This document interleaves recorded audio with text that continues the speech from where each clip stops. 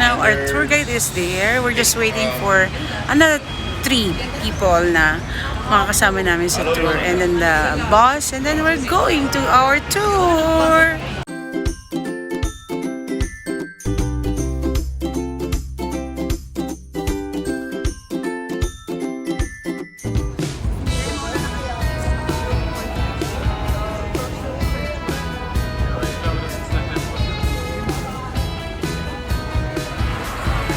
Alright, we're going inside the tour bus.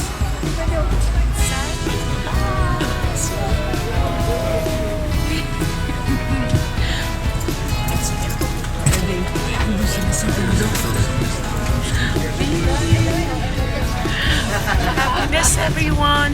Happiness, everyone! Alright, we're gonna start the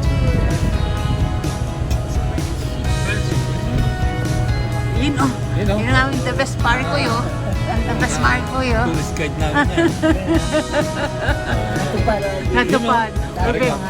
You know? Okay. Tupad. Thankful. Ano ba sabi mo? Yung nasabi ko na napapuli sa Panginoon, uulit-ulitin ko. Ayun o. Thank you so much, Parikoy and Maricoy. Thank you. Salamat sa nabudol-budol mo kami. Ako yata nabudol. Siya nabudol.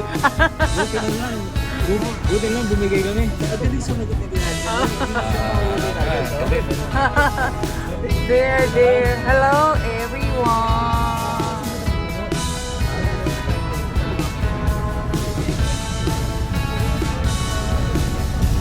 Hello.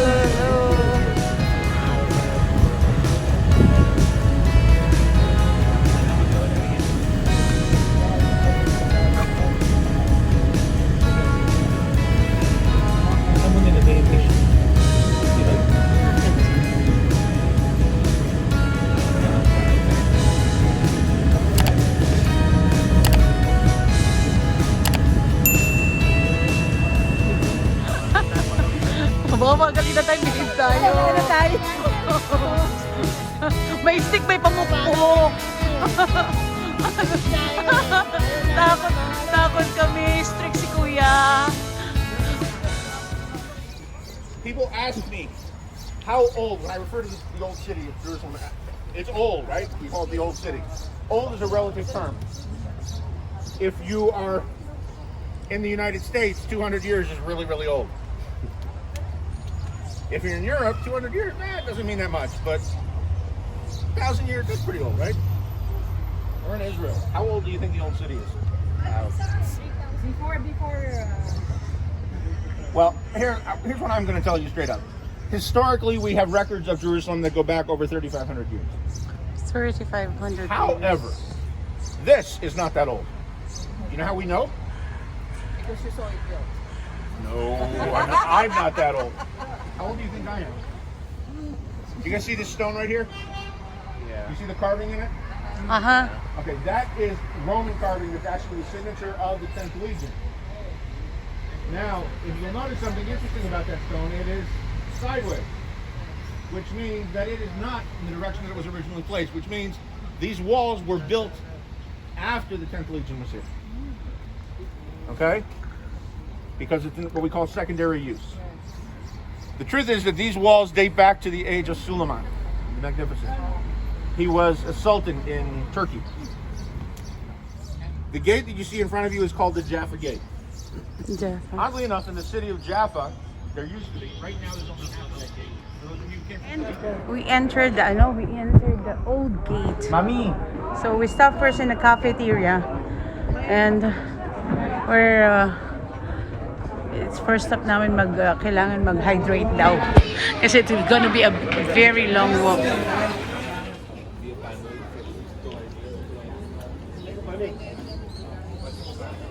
So this old gates, he said na meron daw four quarters. Dito, nilagay ko dito. Armenian, Christian, and Jewish. Okay. So on this old gate, ito yung nandito yung mga accommodation ng Armenian, Christian and Jews and Muslim. Yan. Alright, we're going to the Christian quarter of the old gate. Ay, Daddy, nag-walk na tayo before dito. Yeah, I remember this one. Thank you, Lord, na we came here in the right time na malamig. Hindi mainit maglakad. Oh, this is Armenian Quarter area ang pupuntahan namin ngayon pala. Iyon. You gave us the correct reason. The interesting thing about it is there's another reason that they claim. If you ask an Armenian why they have their own quarter, they will tell you because they are the first nation to convert to Christianity en masse. The problem is there's another nation that has the same claim. Those are the Syrian Orthodox. They both believe the same thing. And truthfully, historically, either one of them could be the real first one. They both lived in the same area. They both converted right around the same time. We don't know for sure who was first. However, the reason that the Armenian were granted their own quarter has more to do with what happened in modern times. There was a Holocaust in Armenia where the Turks slaughtered a lot of Armenians.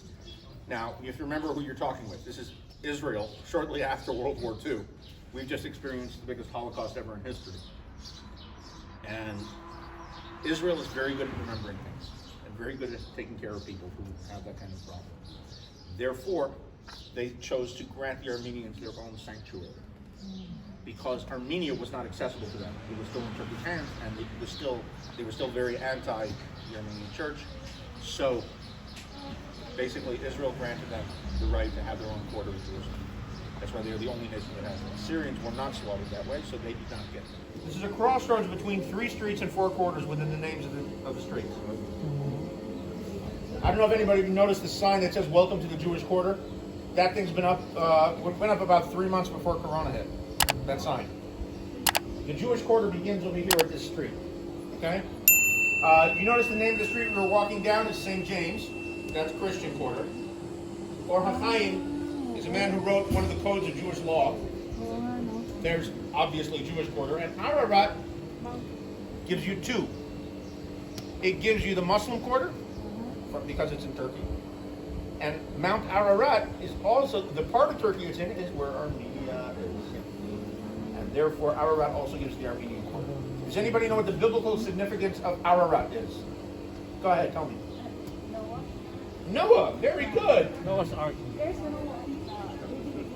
That's going to have to split up the line here. Into area A, so it would be kind of counterproductive to be carried anywhere. Okay? The other thing we're going to talk about is why is the Citadel of David called the Citadel of David? Anybody have a guess? Anything? Come on. Really? Okay. Every city in the world has a duplicate someplace else. Has another city with the same name. The truth is that even Jerusalem, there are 2 places I've heard of that are named Jerusalem. One of them is a very small town in the United States. Another one is someplace in Northern Europe. But they are so small that if you go there and you say the word Jerusalem, people still think you're talking about this place. Okay? But I can go through every other city in the world and tell you where there's another of them. Most of them. I can't tell you about every single one. But for instance, let's see. New York, well, there's York, is the original York, it's in England. Right? London, there's a London in Ontario. And as far as Ontario, Canada, there's also an Ontario, California.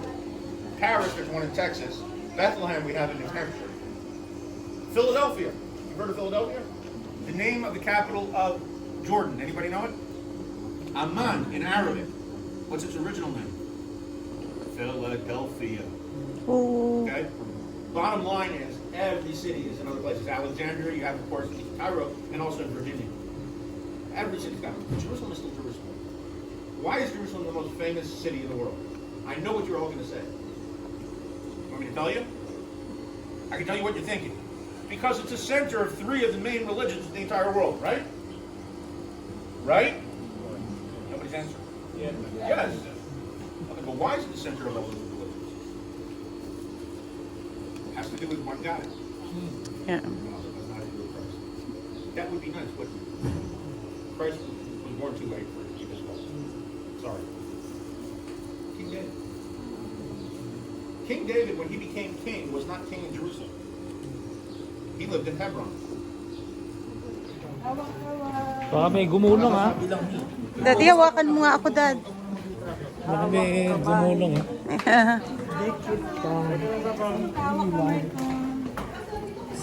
Yan pala yung sinasabi niyang railing.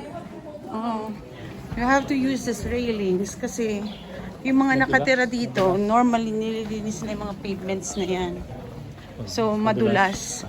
At pag gumulong nga naman pababa, tarananananananan. Quite right though. Medyo talagang pababa siya. So talagang yung railing is a very important one. Ayun na siya. Dali. Habulin natin. Ang bilis naman niya. Habulin natin siya. Ayun, pupunta ron. Bilis yung, sobra naman bilis ng mama na yun. May gulong ba pa anon?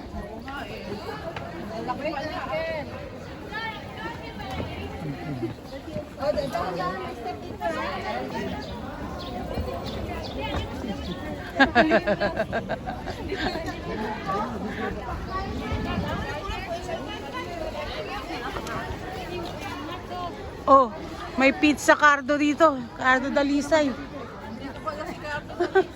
Oo. Yung pizza ni Cardo, yun oh.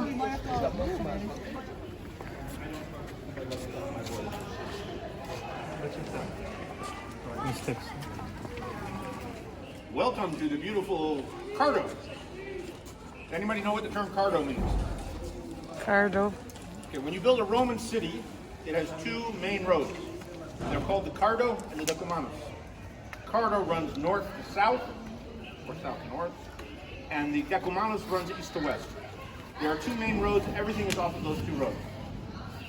Jerusalem was a little bit of a problem. They ended up building a main Cardo and a secondary Cardo because they could not do the east to west thing because there are a lot of stream beds and rivers that ran through the area around the outside of Jerusalem, and therefore it would have cut the roads up and it wouldn't have worked properly for the Romans. Which is weird because the Romans usually find ways to bypass water and everything anytime they need it. But to give you a scope of the size of what the Cardo was, this is not it. This is not the width of the Cardo. What you see on that side over there, oh, there's somebody still behind. No, he's just taking pictures. Okay, fine. You see over here storefronts on one side. And then what you have is the walkway area that would be on that side of it. Here's the curb, the edge of the road. Now, if you see those palm trees on the other side, there used to be a couple more where they've now built bench seating, so you can't see it now. But those palm trees over there are there to show you where the pillars that supported the edges of the roof for the sides, because the center of the Cardo was open to the air. The sides were roofed in. The walkways were roofed in to protect people from rain and such, and also from sun. And the other side, you had another thing. It was the same thing you have on this side, you had on the other side. So basically what you see here is about half the width of the Cardo. Okay? And those of you who are standing over there, here, somebody take this, tap it on the ground. Okay, now tap it over there. Right there. You guys hear the difference in the sound? Yeah, hollow sound. There is a hole there. And if you take a look over here, that's the entry point. No. It's that one's full because it's been filled up with garbage over the years. The bottom line is this is the gutter. This was the drainage. The road, if you take a look at it, notice it's sloped this way. And this was for drainage off of the road. And it still functions today. That is a drain area. When it rains here, all the water flows over there. And there are gaps between the stones.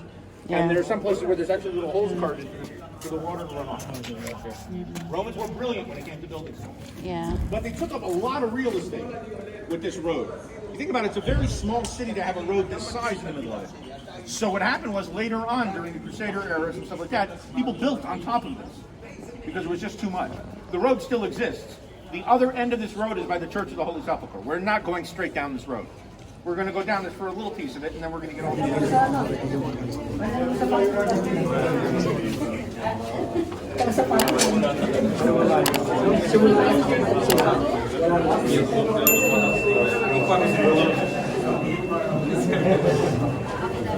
Pwede nung napunta tayo rito, ano pa to, ina-excavate pa.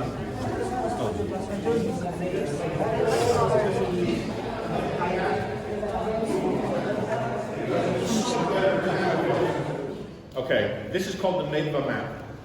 Now, as I said, maps back in the day were designed to show you what the people who made the map thought was most important. This was put together during the Byzantine era. The original of this map, it's already been asked whether this is the original map. This is not just a duplicate. The original map actually currently sits. Okay, this is Cardo. Now, oddly enough, if we're walking down Cardo, the Church of the Holy Sepulchre is here, but they built it here. Why? Because the Church of the Holy Sepulchre was very important to the people who made this map. This map was made during the Byzantine era. The Byzantine era in Israel is not the same. I think we say the Byzantine era in Europe. The Byzantine era in Israel begins at the time of Constantine and Helena in the year 320 something. I don't remember the exact. Yeah, it was painted here. This is a mural that is painted onto this wall. There's a few interesting things about this painting, and I wanted to draw your attention to some things. First of all of the mosaics you saw on the other side, those are made to look like different shops. You can see a shop selling grain, another shop selling animals, another shop selling spices, a shop selling clothing or musical instruments. Everything was for sale in the Cardo. Cardo was the main shopping center of Jerusalem back in the day. Okay? Good that we came here, no? Last time we didn't see it.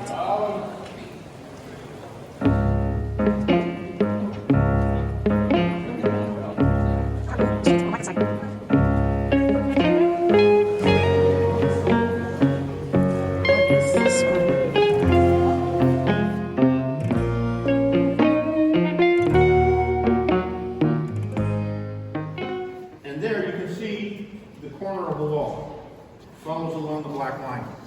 The red lines will show you the wall from the first temple period. Please let them go through. The black lines will show you the period of time from the second temple period. A really nice story. The reason it's called off the wall is because those of us who are standing here with me between these two red lines are on the wall. The rest of you guys are off the wall, which of course in American slang means you're crazy. Where? Why are walls shaped that way? Anybody have an idea? Mountains, rivers. Okay, the way you would build a city back in the day, you would start with, there was what's known as courtyards. Courtyards usually had 9 houses. The way you would do it is in 3 groups of 3, okay? Set up in a triangular pattern. You have 1, 2, 3, and a little fence, 1, 2, 3, another little fence, and then 1, 2, 3. 3 small courtyards with a central courtyard on all of them, usually with a cistern in the middle for water. This is the way it was generally done. This was for security purposes. The outer wall of each house was also the outer wall of the city. Okay? And you would build the courtyards around each one. What happens is when you have a larger set of population, you now need to push the walls of the city outwards. But you don't push it out all at once. What you do is you figure, okay, fine, we need to build one more courtyard. So you dismantle part of the wall, move those stones outward to extend and build the next set of houses. And then you build again. And another section, another section. Usually small courtyards would be built, and then they would be connected to the next set of small courtyards. And that way, a city would gradually grow and grow and grow. They didn't plan the entire city in advance the way they do today because you always needed protection. And if you build a city and you build an outer wall like this, and you have a lot of empty space in the middle, that's a lot of place for people to hide. It's not good for security. You need people living on the outer edges to be able to sense when somebody actually breaks in. So everybody who lives on the outside is responsible for security in their little section of the city, and everybody defends it together. They moved again further out and further out and further out. And they determine it based on what they see with inside the houses. When they dug up, that they found remnants of coins.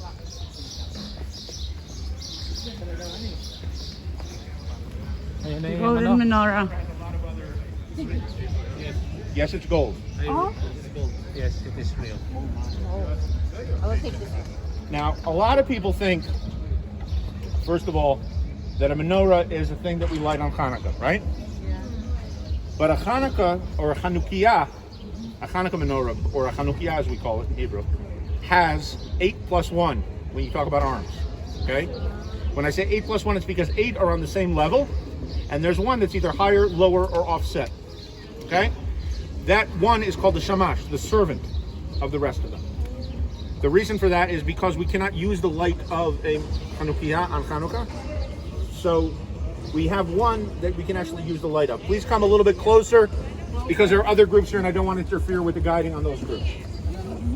Okay? A menorah is 7 equal arms because the original menorah was one that stood in the temple. Actually, original tabernacle and later on in the temple. This one is not the original menorah. The original menorah, we believe, is somewhere in the Vatican Archive because we know that it was taken by Titus when they captured and destroyed Jerusalem. It appears on the Arts of Titus in very stark relief. However, there is an organization called the Temple Institute that's only job is to prepare all of the various accoutrements and equipment that are necessary to build the third temple. And in order to do that, you know about the Temple Institute? Yeah? You been there? No, not yet. Okay. Hey, the Temple Institute is preparing for the third temple. Yes. And among the other things that they built, I'm waiting for a yes, is this menorah. They go, it's gold. Yeah, it's preparation. And in order to build it, the problem was you have to build it from one piece of gold. They're not going to sit there and carve it. What they did was they made a mold and they poured molten gold into it, and this is what came out. Now, of course, the first question everybody has is, how come somebody doesn't steal it? Well, number one, it's sitting in a box, and the glass is about this thick. Okay? The menorah itself weighs just a little bit under a ton. That makes it very valuable, but it also makes it kind of heavy and impossible to move. The box around it weighs another ton of bulletproof glass, and there's electronic sensors in it. And by the way, take a look around the area here. Let's count the cameras. 1, 2, 3, 4, 5, 6, 7, 8, 9, 10, 11. I've got 50 cameras so far and I haven't even turned around. Those are visible. What? And those are the visible cameras. There's a whole bunch of other cameras we can't see. Bottom line is, this is impossible to see. I can't see it's possible. I'm sure the guys at Ocean's are going to figure it out. It's never going to happen. It used to be in a different place. We're going to actually head down, as we're heading down towards the western wall, we're going to pass a spot where it used to be this place. The place is actually called Menorah Street. The Menorah Street. Ladies and gentlemen, I present to you the Temple Mount. Okay? In addition to that, you can see over here, the gray dome over here is the Al-Aqsa Mosque. If you look straight ahead, on the right, you can see the 7 Arches Hotel that commemorates the 7 arches of Islam. Okay? And what you see below it is one of the largest Jewish cemeteries in the entire world. That is on the Mount of Olives. Okay? Working your way across between the dome and the minaret of the Al-Aqsa Mosque, you can see the Augusta Victoria steeple. As I mentioned, built by Kaiser Wilhelm in honor of his wife.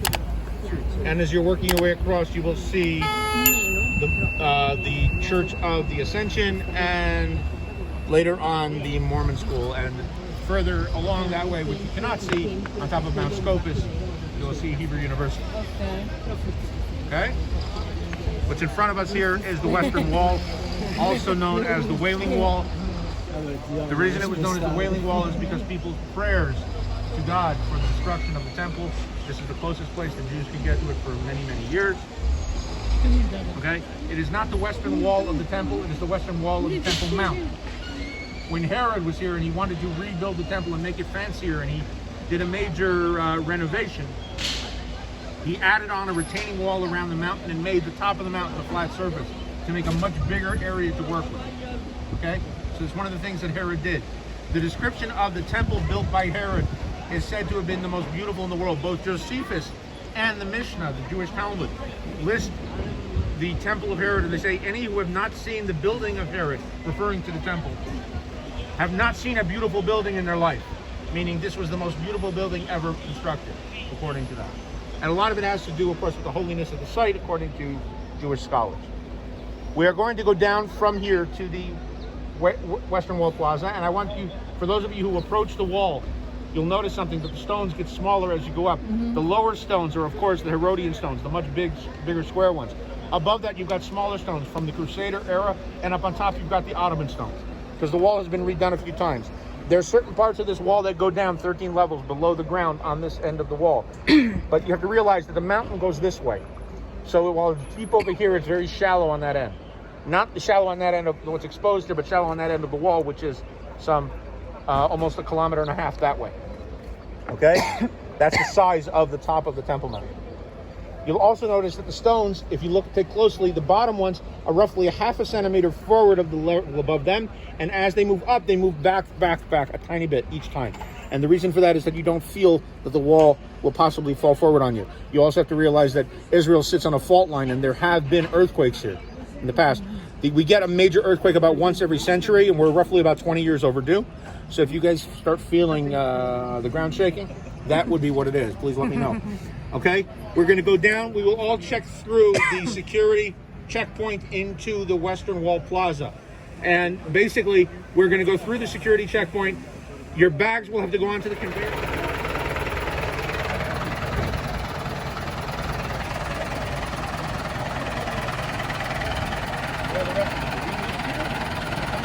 All right, we're entering the Wailing Wall on the women's side. Did you?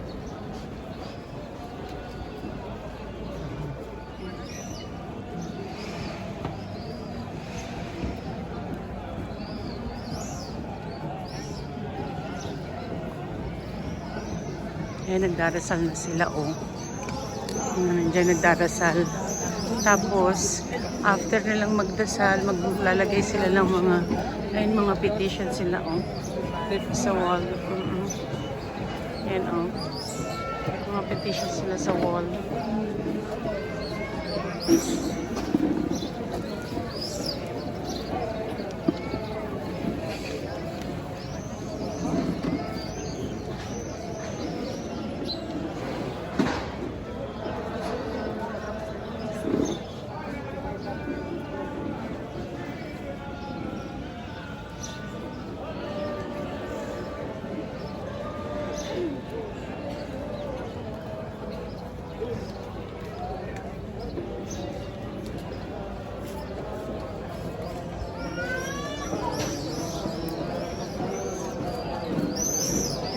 Kabila.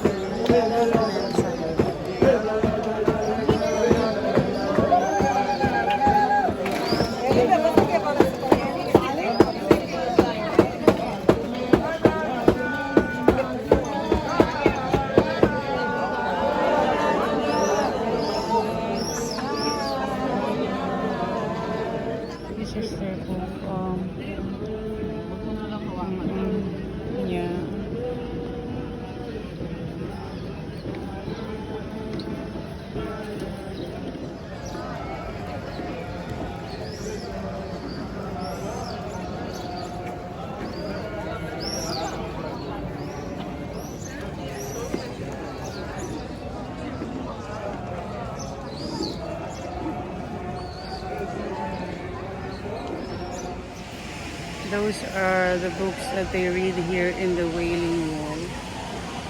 Accessible for everyone who knows how to read, definitely.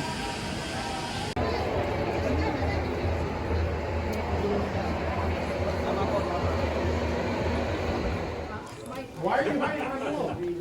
So that you can't see what I'm going to point out. Thank you. Correct. By the way, the Via Dolorosa is also the extension of the street in that direction, but not in this direction. Via Dolorosa is not a straight street. The Via Dolorosa name is given to the entire path that is done on the Via Dolorosa. Classically, officially today, there are 14 stops on the Via Dolorosa. Watch out, there's somebody carrying a cross. This is something you can do. You can rent a cross and have somebody take pictures of you doing this. Baruch Hashem. The original entry to the Church of the Sepulchre was. Pagod much. Yeah. But I think our walk to this New Jerusalem side na to will end up on this sa church na to, where the Golgotha and the laying of the body of Jesus Christ right after he was crucified, and the claim one that it was his tomb. So, na nandito daw. So, yeah.